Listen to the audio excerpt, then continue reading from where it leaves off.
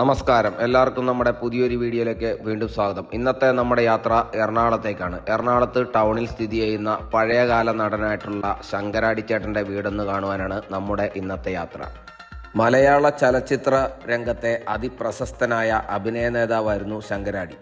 ചന്ദ്രശേഖര മേനോൻ എന്നാണ് ഇദ്ദേഹത്തിൻ്റെ യഥാർത്ഥ പേര്. വടക്കൻ പറവൂർ മേമന വീട്ടിൽ കണക്ക ചെമ്പകരാമൻ പരമേശ്വരൻ പിള്ളയുടെയും ചേറായി ജാനകിയമ്മയുടെയും മകനായി 1924 ജനനം. എറണാകുളം ജില്ലയിലെ മഹാരാജാസ് കോളേജിൽ നിന്നും വിദ്യാഭ്യാസം പൂർത്തിയാക്കിയ ശങ്കരാടി ബറോഡയിൽ മറൈൻ എഞ്ചിനീയറിംഗ് കോളേജിൽ പഠിക്കാൻ പോയെങ്കിലും പഠനം പൂർത്തിയാക്കിയില്ല. അഭിനയത്തിലേക്ക് പ്രവേശിക്കുന്നതിന് മുൻപ് രാഷ്ട്രീയം, പത്രപ്രവർത്തനം എന്നീ മേഖലകളിൽ സജീവമായിരുന്നു. കുഞ്ചാക്കോ സംവിധാനം ചെയ്ത കടലമ്മ എന്ന ചിത്രത്തിലാണ് ആദ്യമായി അഭിനയിച്ചത്. നടൻ സത്യൻ്റെ അച്ഛനായിട്ടാണ് ചിത്രത്തിൽ ശങ്കരാടി അഭിനയിച്ചത്.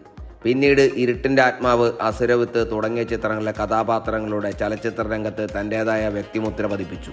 നടൻ പ്രേം നസീറിനോടൊപ്പം 300-ലധികം ചിത്രങ്ങളിൽ അഭിനയിച്ചിട്ടുണ്ട്. കൂടാതെ മികച്ച സ്വഭാവ നടനുള്ള സംസ്ഥാന പുരസ്കാരം 1969-ലും 71-ലും ഇദ്ദേഹം നേടി.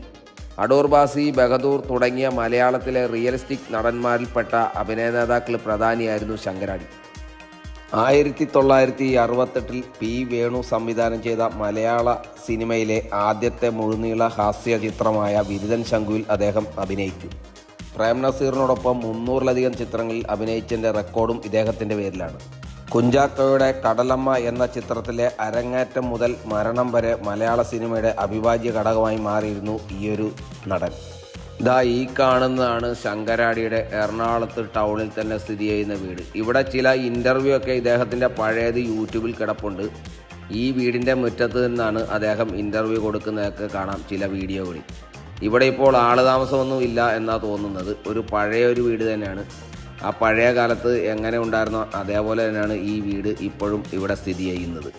1924 മുതൽ 2001 കാലഘട്ടത്തിനുള്ളിൽ ഏകദേശം 700-ലധികം ചിത്രങ്ങളിൽ ഇദ്ദേഹം അഭിനയിച്ചിട്ടുണ്ട്. ഹാസ്യവേഷങ്ങളിൽ തിളങ്ങിയ ഇദ്ദേഹം പിന്നീട് സ്വഭാവവേഷങ്ങളിലും ശ്രദ്ധേയനായി. കാബൂളിവാല, ഗോഡ്ഫാദർ, കിരീടം തുടങ്ങിയ ചിത്രങ്ങളിലെ വേഷങ്ങൾ പ്രശസ്തമാണ്. ശങ്കരാടിച്ചേട്ടന് വേറെ വീടുള്ളത് ചേറായിലാണ്. ഇവിടെ വെച്ചാണ് 2001 ഒക്ടോബർ 9 ഇദ്ദേഹം അന്തരിച്ചത്. വീഡിയോ ഇഷ്ടപ്പെട്ടാൽ ചാനൽ ലൈക്ക് ചെയ്യാനും ഫോളോ ചെയ്യാനും മറക്കല്ലേ. ഇനിയും ഇതുപോലുള്ള മറ്റൊരു വീഡിയോ ആയിട്ട് വീണ്ടും കാണാം. അതുവരെ നന്ദി, നമസ്കാരം.